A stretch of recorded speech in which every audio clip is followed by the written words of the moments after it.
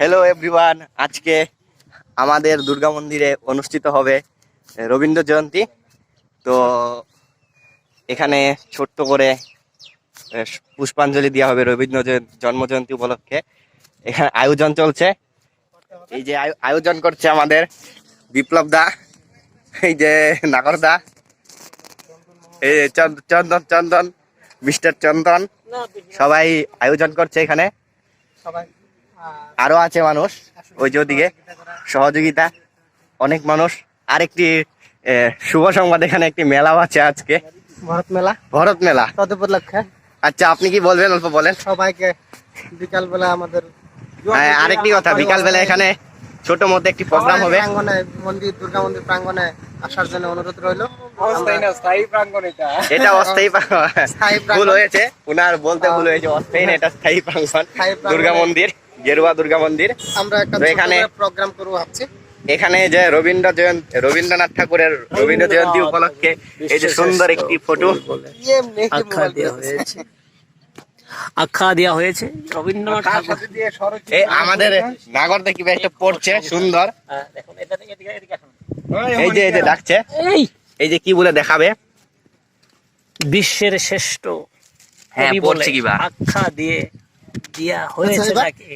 এটা রবীন্দ্রনাথ ঠাকুরের একটি সুন্দর কবিতা, কে যেন লিখেছে, এর নামটা কি আছে? এটা চিত্তরঞ্জন বিশ্বাস লেখক। আচ্ছা, তো ওনাকে জানাই আন্তরিক গরিবদের অভিনন্দন, ধন্যবাদ, অভিনন্দন এবং ধন্যবাদ। এটা আমাদের গেরুয়া দুর্গা মন্দির নির্মাণ কার্য চলছে।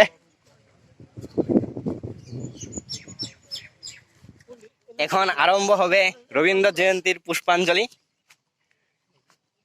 তো অপেক্ষা করুন।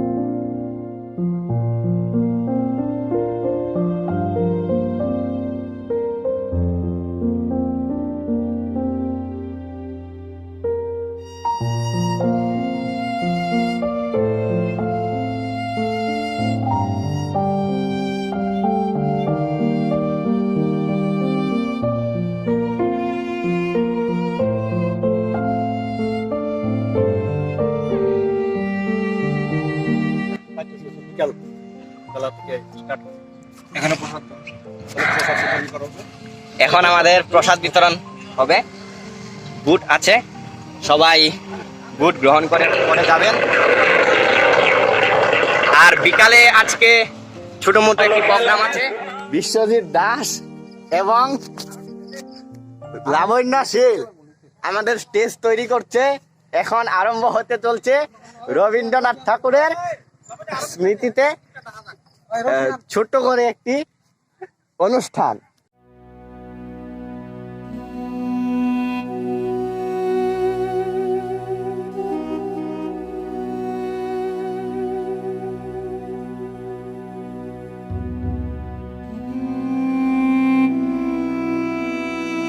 মিস্টার বিশ্বজিৎ দাস, এই যে আমাদের মিস্টার বিশ্বজিৎ দাস গান গাইবে।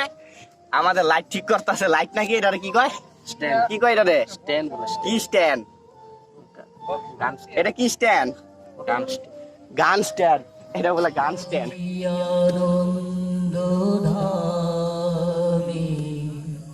কেমনে বর্ণিব তোমার রচনা, কেমনে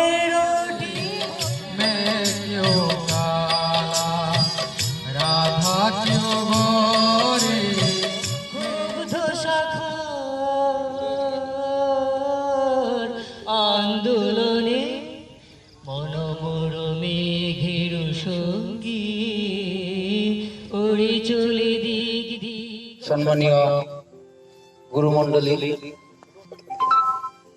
আর আমাদের যারা জুনিয়র রয়েছে, আমরা আজকে 162তম রবীন্দ্র জয়ন্তী উদযাপন ছোট মোটো করে হলেও আমরা উদযাপিত করলাম। আমি আশা রাখবো অদূর ভবিষ্যতে এই অনুষ্ঠানটিকে আরেকটু সুস্বাদ্যপূর্ণ করে আমরা তুলব। তার জন্য সবাই নিশ্চয় আগ্রহী। তো যাই হোক, এখানে হয়তো রবীন্দ্রসঙ্গীতের শিল্পীর অভাব, ডান্স হয়তো হয় নাই। তো অদূর ভবিষ্যতে আগামীতে যদি আমরা কিছু অগ্রিম ভাবে প্রস্তুত নেই, তাহলে নিশ্চয় রবীন্দ্র জয়ন্তীর যতগুলি উপকরণ থাকা দরকার সবই হয়তো থাকবে। এর জন্য বিশেষভাবে এই অনুষ্ঠানটি আজকে আয়োজন করা, বিশেষ করে আমাদের টিঙ্কু অর্থাৎ পার্থ প্রতিম সরকার,